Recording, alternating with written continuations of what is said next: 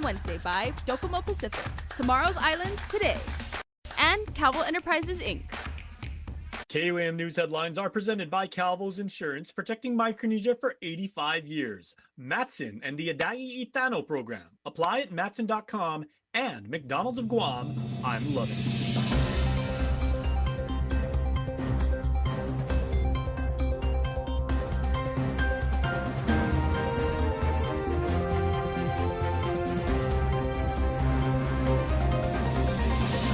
Ahead on KUAM News Primetime.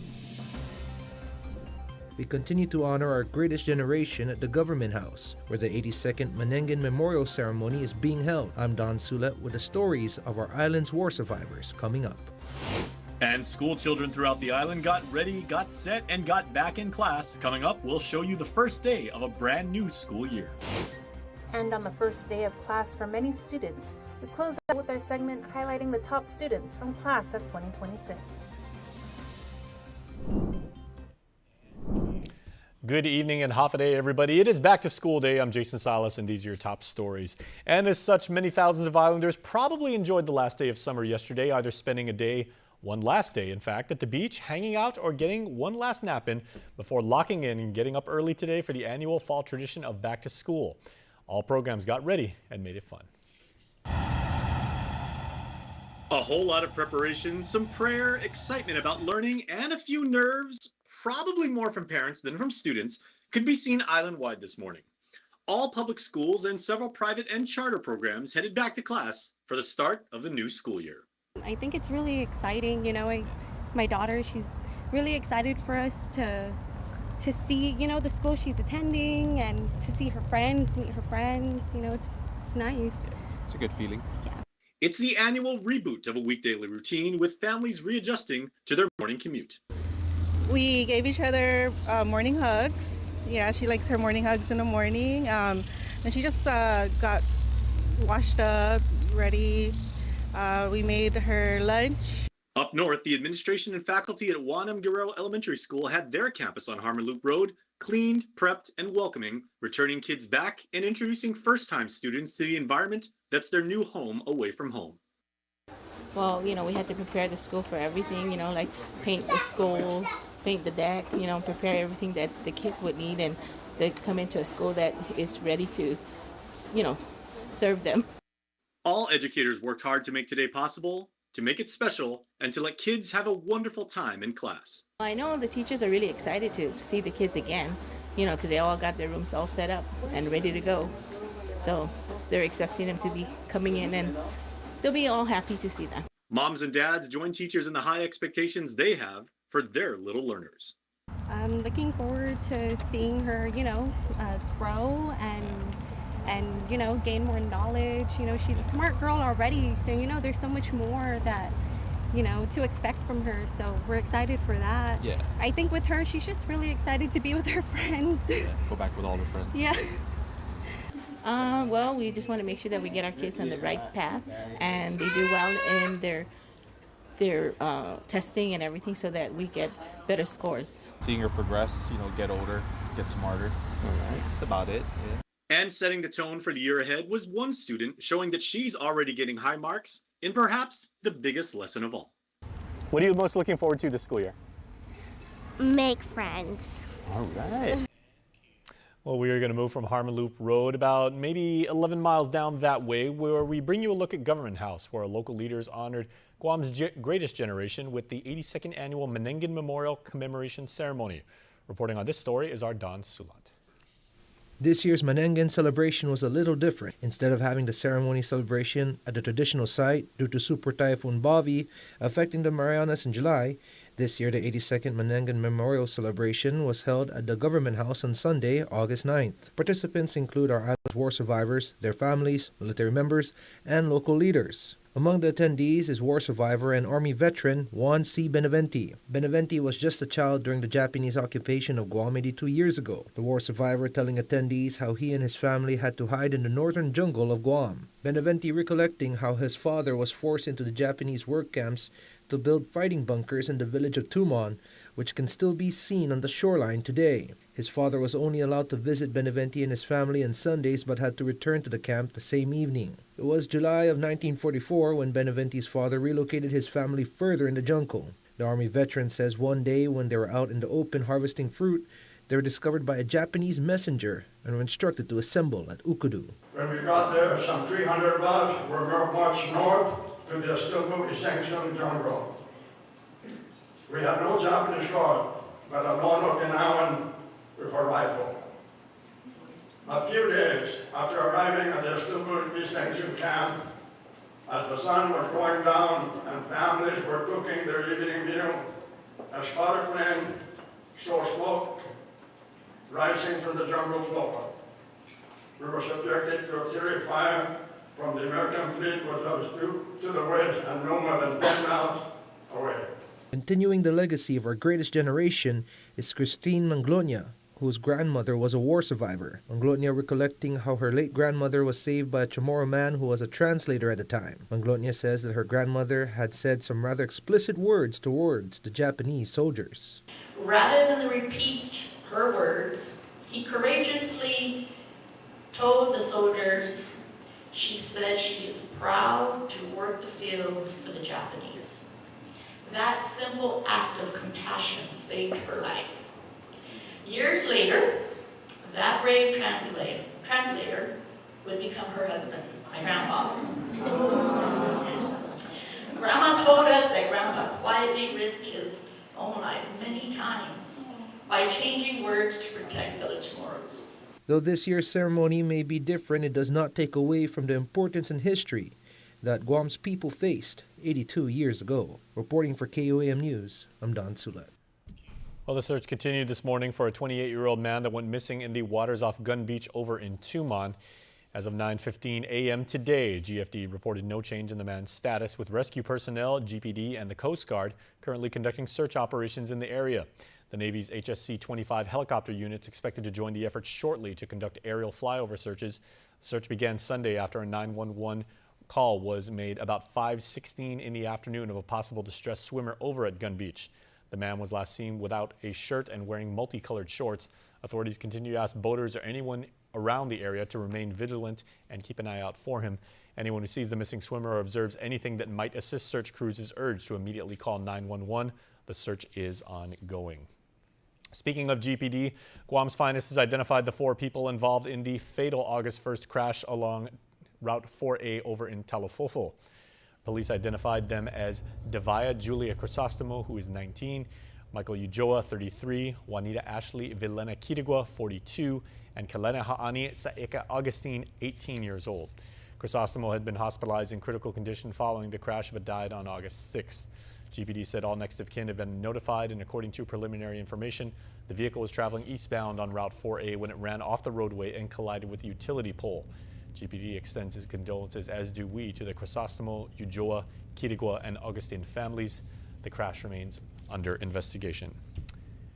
Please stay tuned. We're back after this.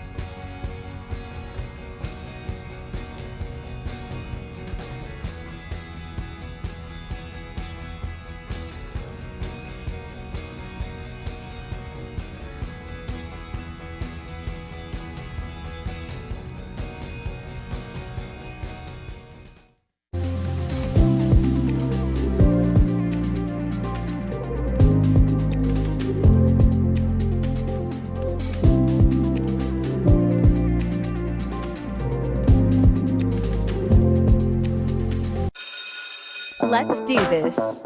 Pack the backpack. Fill the lunchbox. Cover the basics. Start new adventures. Whatever's on the schedule,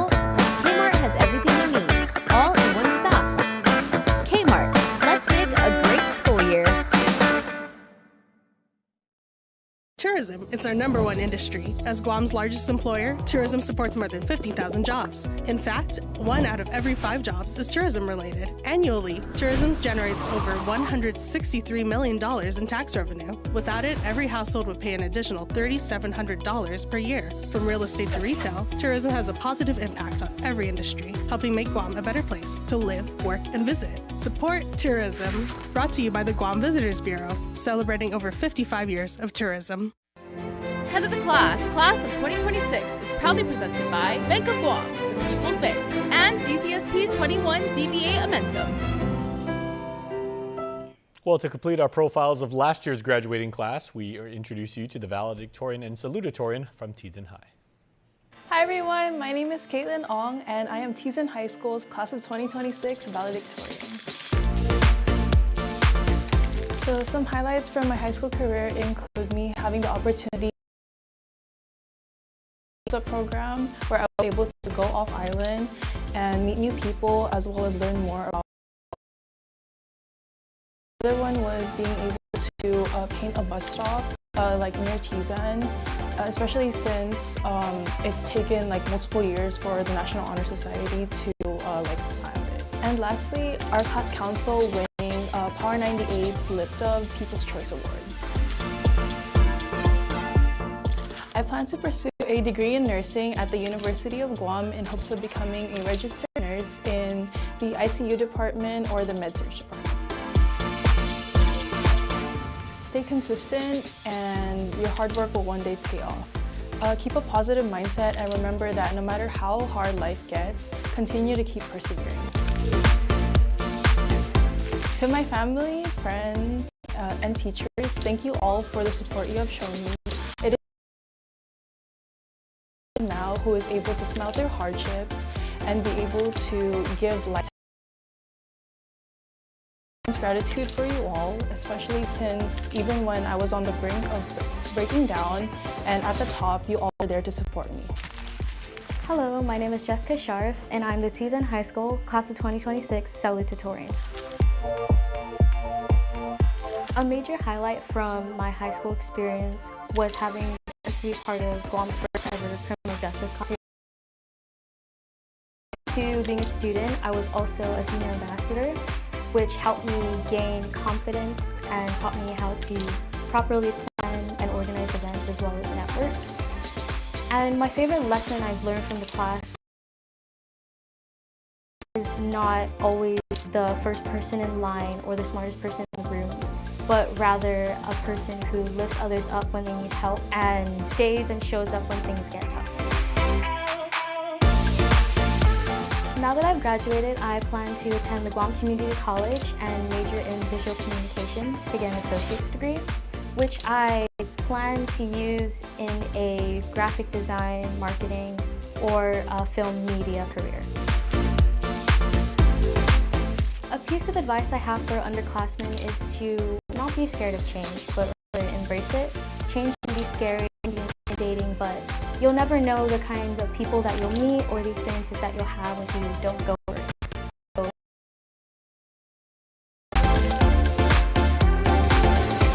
To my teachers, thank you for always encouraging me to strive for more. To my parents, thank you for giving me life and allowing me to build the future that I want to live in. To my friends, thank you for being my second home, my shoulders to cry on, and people I could. And an honorable mention to my sister Kaylee, who has helped shape me into the person that I am today, and who has spent countless nights helping me work on late night assignments and projects. Head of the class of 2026 is proudly presented by Bank of Guam, the People's Bank, and DCSP 21 DBA Amentum.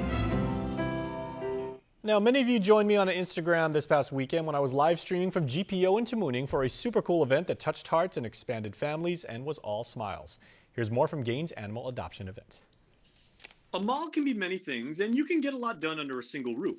But let the history books show that on the last Saturday of summer 2026, one space at GPO's West Concourse was transformed into an adoption center. This is another example of something that in the past it wasn't something that we were able to have come to fruition, but now with our amazing team and powerhouses like Stephanie who come up with these awesome ideas and they put in the work and the effort to make it happen for the pets and for the community. That's what's making these things come together. You know, we have such a strong team right now. We are doing everything in our power to try and bring more attention to animal welfare topics on Guam and just provide as much information and opportunity for pets in the local community alike to find each other and, you know, become a happy family together. Our friends at Guam Animals in Need showcase several puppies and kittens, each with distinct personalities, who all put their best paws forward to find a loving family to connect with and give them a home to love, protect, and call their own. Yes, it's very important just so they can have a good home. We don't want them to be back to the shelter, and just them being in a good environment, making them all healthy and stuff. It's very important. Also on hand was Trevor Ziegler, an author whose book, Anderson Booney, tells the tale of a dog that's Jigo strong and family bound.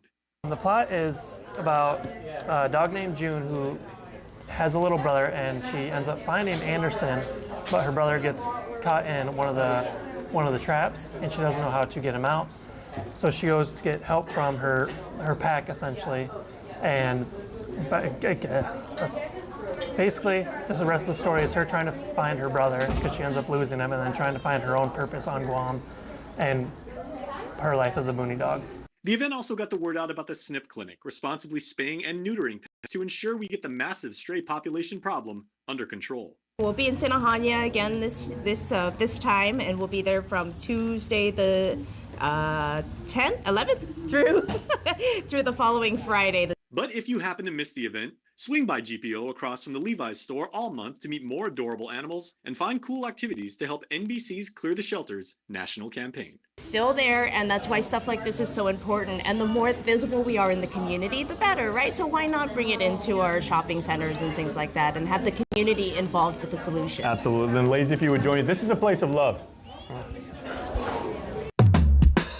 Now for a look at your world at home. Not just 10, not just a couple hundred, but 1,000 steps into mooning, and that's where we're taking you tonight.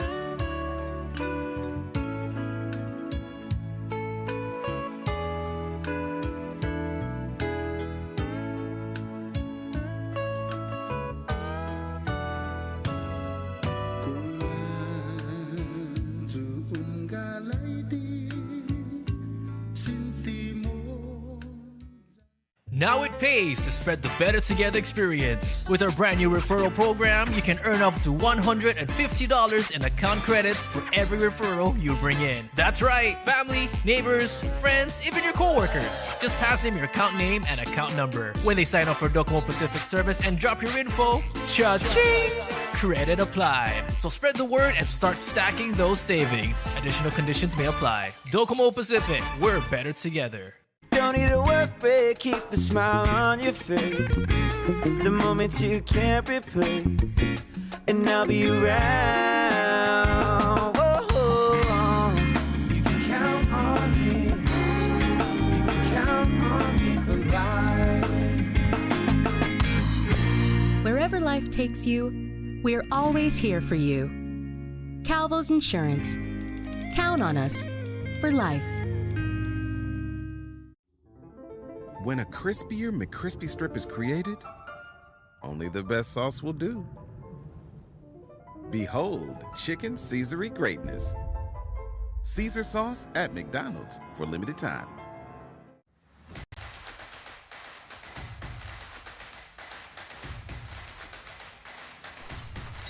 Tonight's sports feature is brought to you by Cars Plus.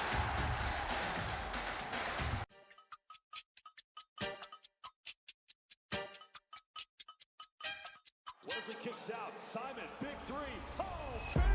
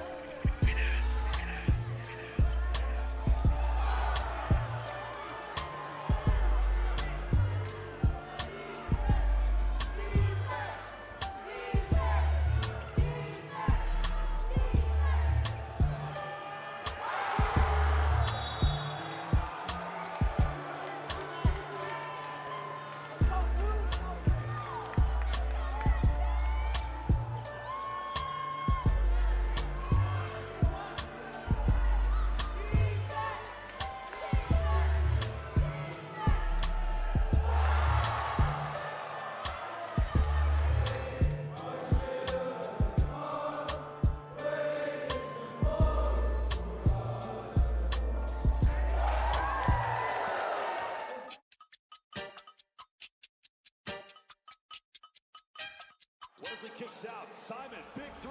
Oh, baby!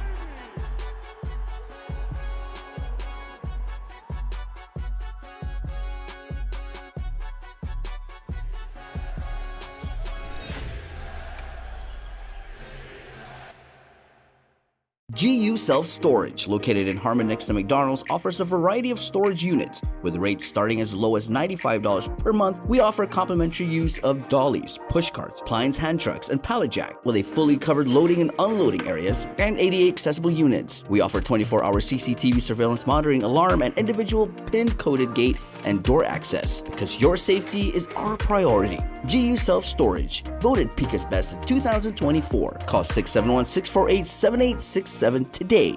Freedom, that's a cheap thing. Freedom to ignore this, that's a cheap thing.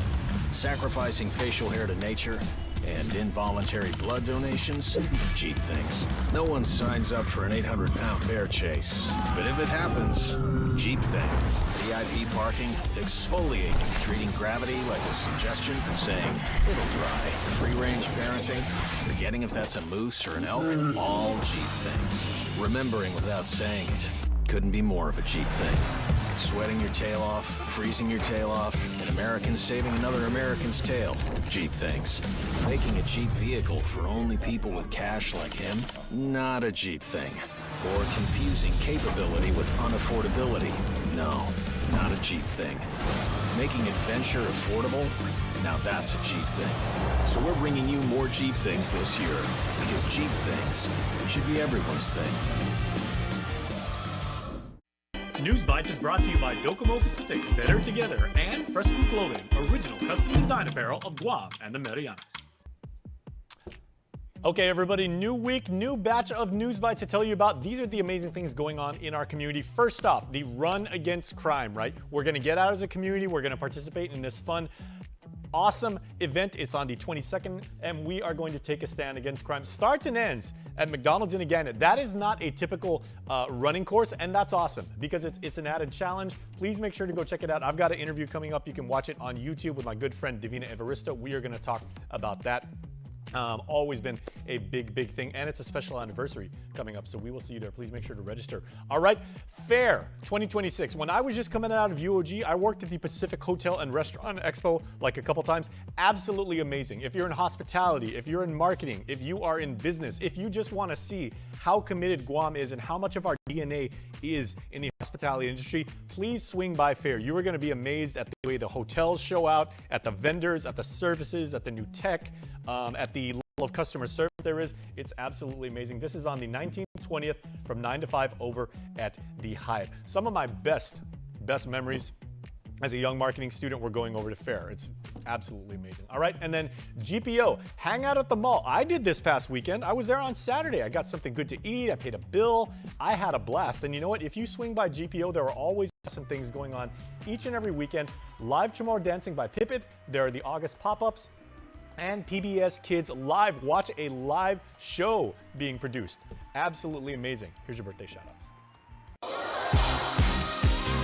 We are now 10 days into August, everybody, so let's say happy birthday to Brianna and Christopher Iglesias, wishing a happy blessed 24th birthday to Brianna and 58th to Christopher. We love you two very much, says your family. The entire Iglesias familia is wishing you all the best. And happy birthday number 9 to our precious and pretty granddaughter, Zairi Hopokaigui Pangilinan. You're a beautiful blessing who fills our hearts with so much love and joy. May God always guide, protect, and bless you today, tomorrow, and forever. Happy birthday, Princessa. Cheers to another beautiful, joyful, and God-blessed year ahead. Want to wish your special someone a happy birthday? Just click the QR code here on your screen or email birthdayclub@kuam.com. All right, folks, the interview is up next with our Don Sulat speaks to Public Health Director Therese Ariola. That starts now.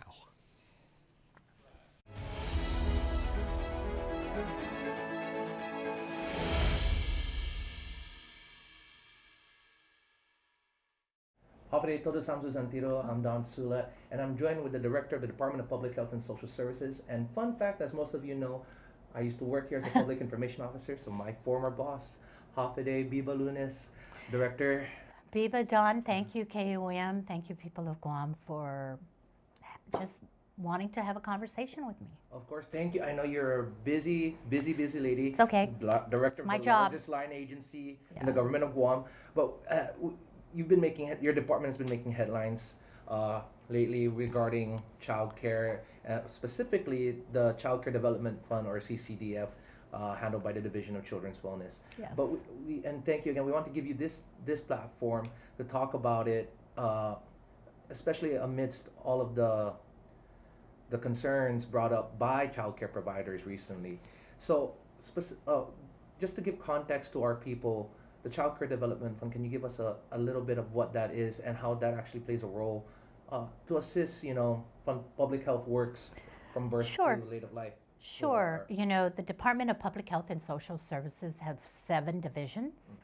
It is, as you mentioned, the largest department in the government of Guam outside the Department of Education. And so, being the largest agency, it's split up into 7 divisions. One of the more newer divisions is the Division of Children's Wellness. And this was a division that was created by the Leon Guerrero Tenorio administration. We took children's efforts and children's focus out of the Department of Public Welfare and made it its own standalone division. Why not? Children are very important, they're our future. And we also had a division of Manamko, or senior citizens. So why wouldn't we have a division of children's wellness? And so this administration pulled it out of under a certain division and made it its own standalone division. That created the 6th division in the Department of Public Health and Social Services. The more newer division is the Department of Homelessness and Poverty Prevention, which used to be the Office of Homelessness and Poverty Prevention that was created again by the Leon Guerrero Tenorio administration. And again, homelessness is not a something that it deserves its own attention. Our mandate, our statute already gives the Department of Public Health and Social Services the oversight on homelessness, at-risk populations. And so that new division was our 7th division. But back to children's wellness. So it used to sit under the Division of Public Welfare. But children, it needed special attention. And so it is now its own division. And one of the programs that is set by the Division of Children's Wellness is the CCDF funding. The CCDF is the Child Care Development Fund that is one of the major anchor programs in the Division of Children's Wellness here in the department. And so CCDF funding has been around for a very long time, decades. But a little bit of context is that during COVID, and as you know, during COVID, there were schools were closed, child center was closed, businesses were struggling. And what Congress did is they passed millions and millions and millions, if I'm not mistaken, about $140 million was given to Guam for CCDF. Why? Because child care centers plays a very important role in our economy. We can't have parents go to work if they have no place to put their young children who are 5 and below, who have not entered our education system. So it is so important for child care centers to be up and running. And we've had child care centers around. Our oldest child care center, if I'm not mistaken, was in the 70s.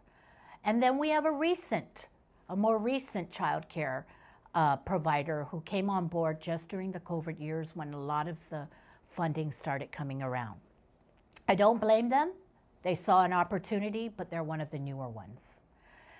And so today we have about 70 licensed child providers on island who play a very important role in our economy. They keep our kids safe, they watch our children while the working class goes back to work and helps our economy grow and they're not worried about their children. So today, since in 2026, childcare CCDF funding has definitely saw a decrease compared to the COVID years. Not only was there a lot of congressional COVID dollars, like I said, about $140 million were passed for Guam, but we had the CARES Act and we had other funds that allowed us to pay child care providers, other grants that allowed us to pay for child care providers. And so at the time, COVID years to more recent, to last year, 2025, we were able to pay child care providers 100% of what they charged for a child because we had the money, with the whole premise that they were going to reinvest in strengthening their business, making sure they're up to par with all the safety standards and so forth. And so today we're in a different time. COVID dollars have gone away. CARES Act dollars have gone away. Child care AARP or ARPA dollars went away. And that's separate ARPA dollars that everybody talks about. These were ARPA dollars set aside just for child care. Specific for child care. Specific for child care. All those millions and millions of dollars have been sunsetted, no longer available. So now we're back to pre-COVID CCDF regular subsidies funding to the states and jurisdictions. And so today we are at 22 million, and that is a tremendous decrease compared to the hundreds of millions that our child care providers enjoyed during the COVID years. And so it's a time for adjustment. Now, nobody is unfamiliar with the climate in Congress. The climate in Congress today is very different. During the Trump administration, there is discussions and concerns about Medicaid, about child care provider, CCDF funding. So there's an uncertainty cloud regarding child care CCDF funding. But nevertheless, today, this fiscal year, which ends in September next month, we received all the child care CCDF funding that we would get this fiscal year, which is 22 million.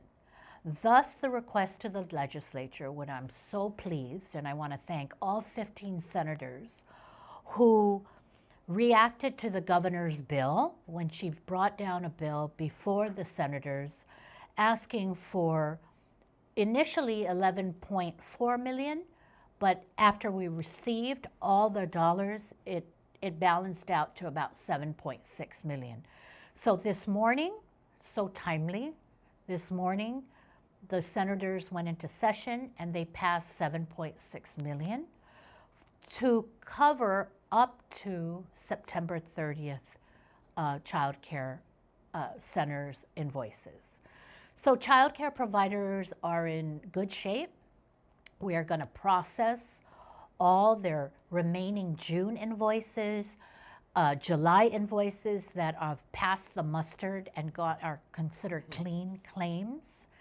And then we will have money because the governor is going to sign this bill that the legislature just passed this morning that she asked for probably today or as soon as she gets it from the legislature without hesitation. And we're going to be able to pay partial June that has been waiting for funding, July, August, and September.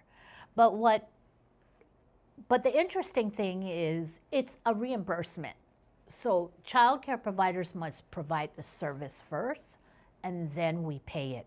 So we're always paying it a month after. Right. So we anticipate about needing 7.6 million to cover the remaining invoices in June and we took an average high of $2.1 million needing to cover July, August, and September. That equates to $7.6 million. Right.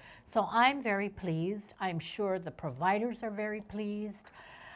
The economists are pleased because, as I mentioned earlier, you cannot have a working class family go to work if they're worried about who's going to take care of their young children. So childcare providers plays a very, very important role in our economy. Right. And shifting that to our childcare providers, right? And just to reiterate what you've been mentioning, they gotten used to all of this monies that was appropriated back when COVID happened. Money's no longer available because we're no longer in pandemic.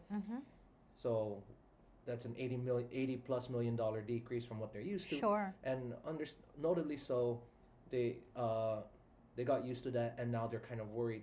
And we were talking prior to the interview about having a meeting with the Association of Childcare Providers, right?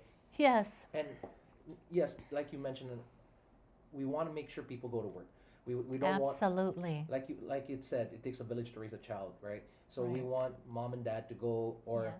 to go to work without having to worry about their little one at home. Right. But one of the concerns that these childcare providers brought up was communication, and really they're worried about the payments coming in. You mentioned Rightfully so. Right. No one wants to. One of the biggest hurdles working with government, not just with the department, but in Sure. general, is when do you get the payout, right? Right. So to that effect, what everybody needs to understand is the government of Guam, at least for childcare providers and CCDF funding, we cannot pay you from nothing that we have.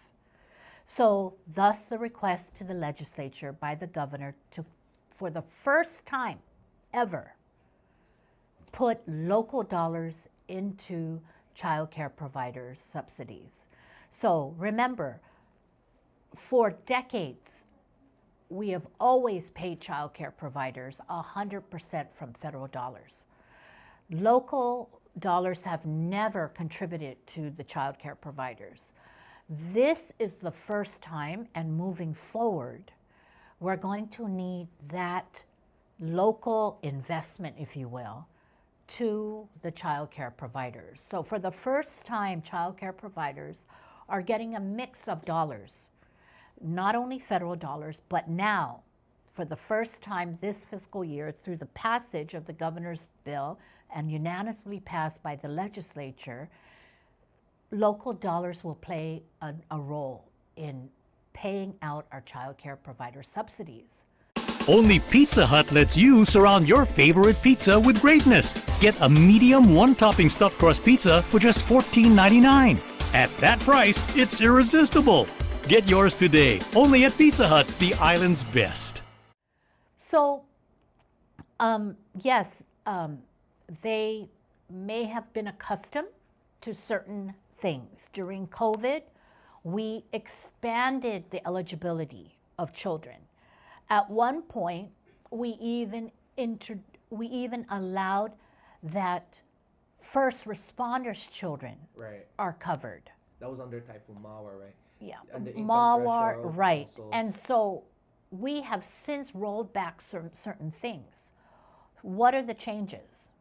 Funding is decreasing or completely gone. And now we're only left with the main CCDF grant to Guam, which again, this fiscal year is $22 million.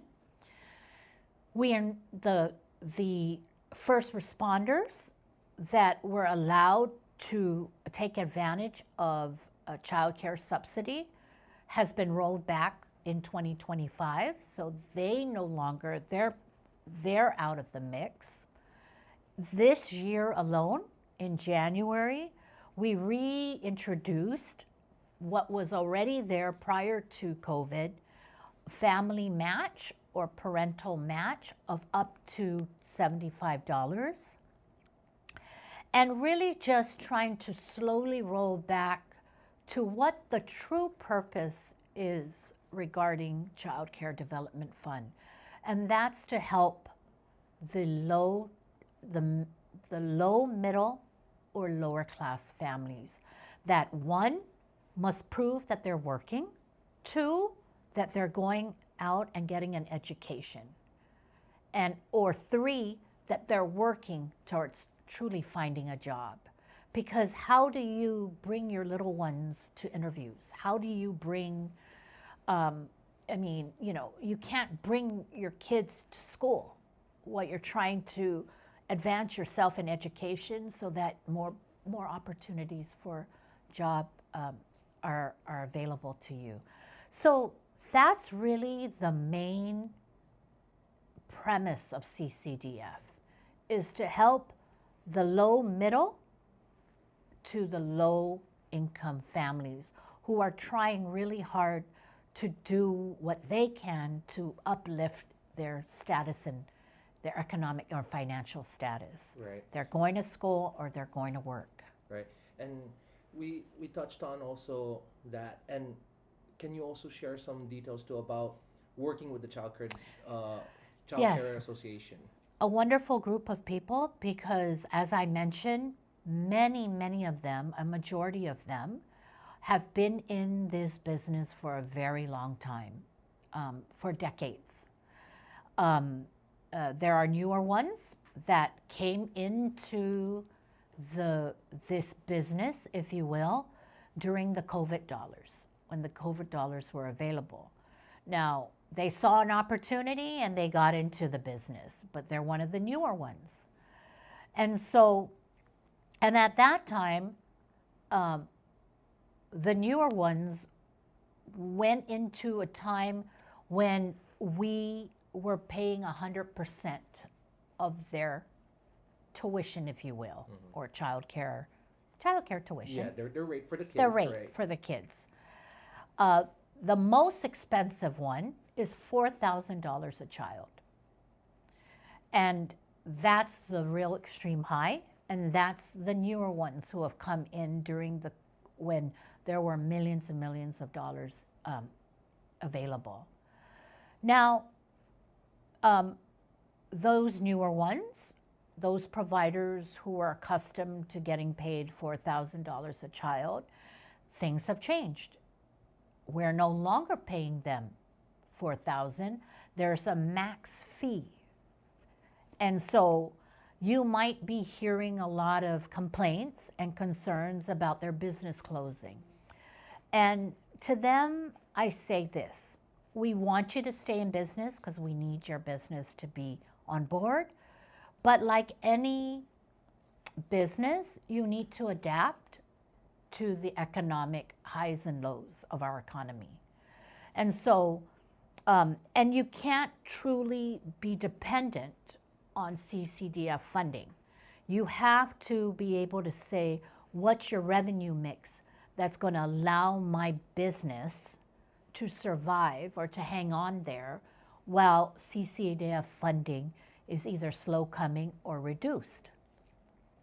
So a lot of old time or more seasoned providers do that. They adjust with the times, and that's why they've been with us for a long time.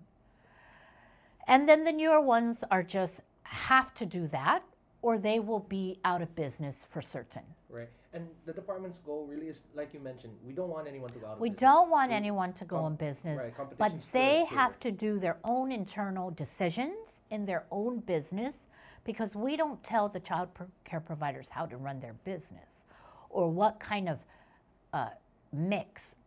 You know, do they have CCDF subsidy kids and maybe outright just cash only kids? You know, for those, for the child care provider that charges $4,000, her claim is that it's a high quality child care facility, which I don't doubt. But then maybe those are only for the higher class, the higher and high middle class families who can actually write a check for $4,000 a child a month, or a month, and that's a month, every child for a month. So what is expected is that the business, the child care arena, adjust with the times. and make some personal decisions of adjusting their fees, if you will. Because again, the highest is $700 versus $4,000. So I can appreciate that there's cries that my business is going to fail, but you also knew that the business that you came into is based on federal funding that wasn't going to be forever. Right, it's not at a permanent. forever level. Right. Right? So, you know, businesses have to adjust and the market will correct itself. And those, again, childcare providers that have been here for a long time and have been a great partner of ours have done this and have survived. They've figured out how to adjust with the highs and lows of federal dollars. And I want to say, why do you need to do that? Because if your child care center is 100% subsidy dependent, meaning you don't have kids that, you know, are paying out of pocket 100%, then you're taking the risk because again, like I mentioned earlier, the funds, public health cannot pay you until I get the funds. Right.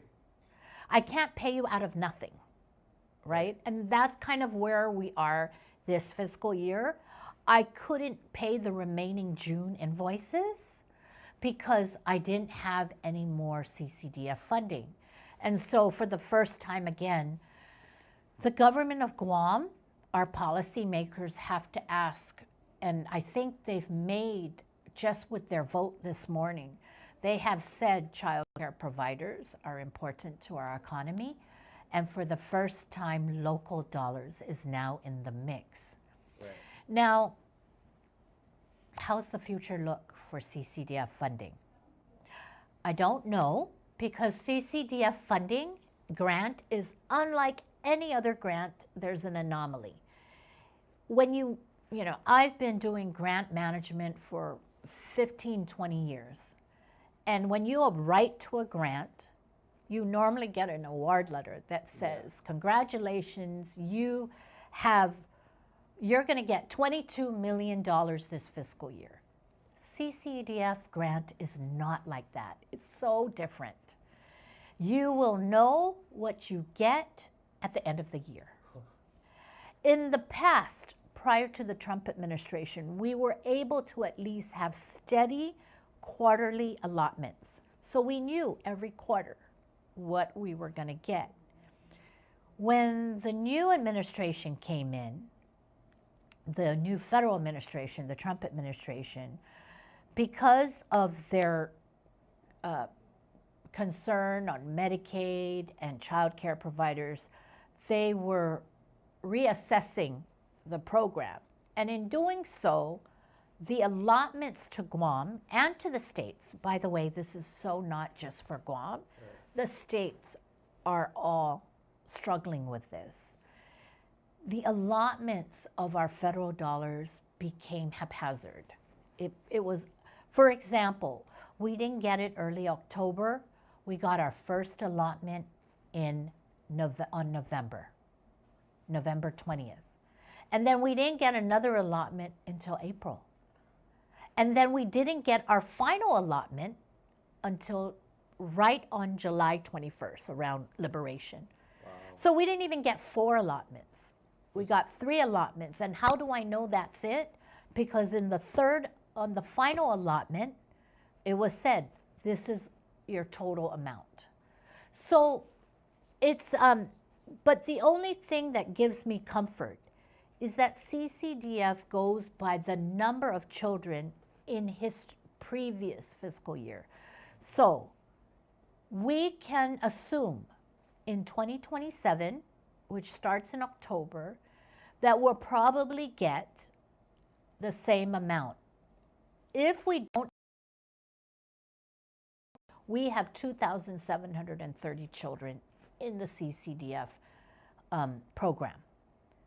So that hasn't changed. And also, the comfort I have is that I haven't received a notice that it's cut.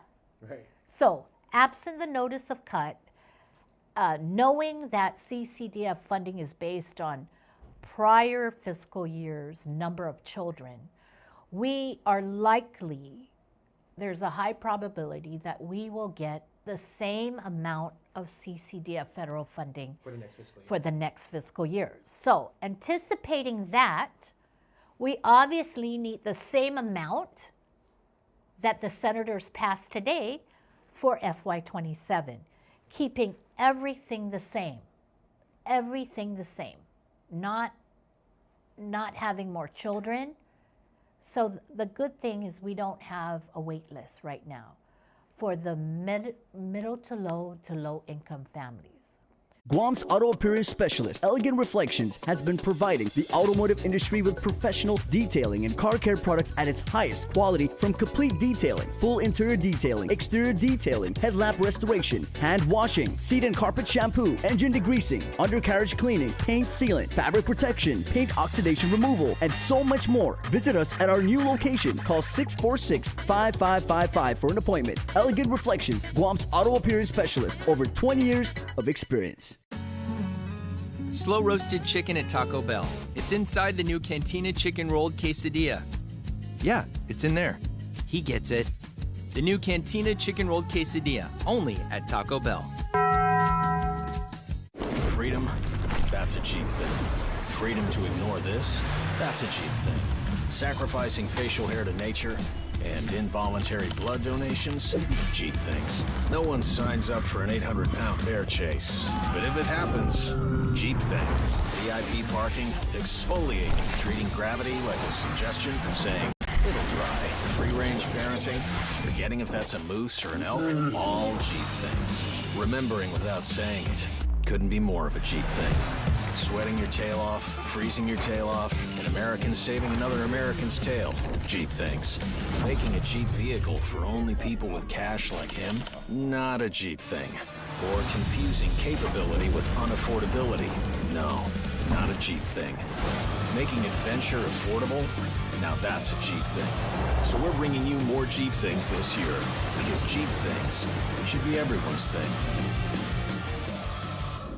So keeping the same number of children as we do today, keeping the same, which is the same number of families, keeping everything the same, not expanding eligibility, we should be able to run a program, a complete CCDF program expense at $29 million.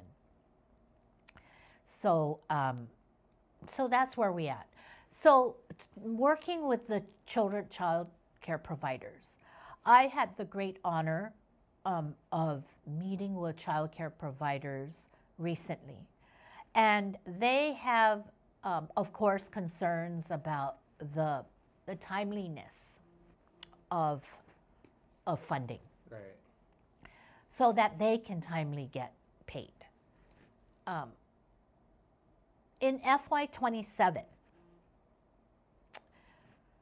one of the suggestions that I gave the senators is the only way, because I have no clue when the federal government is going to give me my allotments, the only way is to front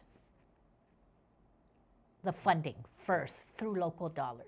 And then we'll get it reimbursed when. And then as the allotments come, which we don't know when, then we will give it back to the general fund. To the general fund. That's the only way. So I know the governor has called the legislature down to address her subsidy budget bill, I think maybe sometime this week. Mm-hmm. And so we will be looking at that. Because again, even with the local dollars adding to the 22 million, the question, the concern, the primary concern for CCDF providers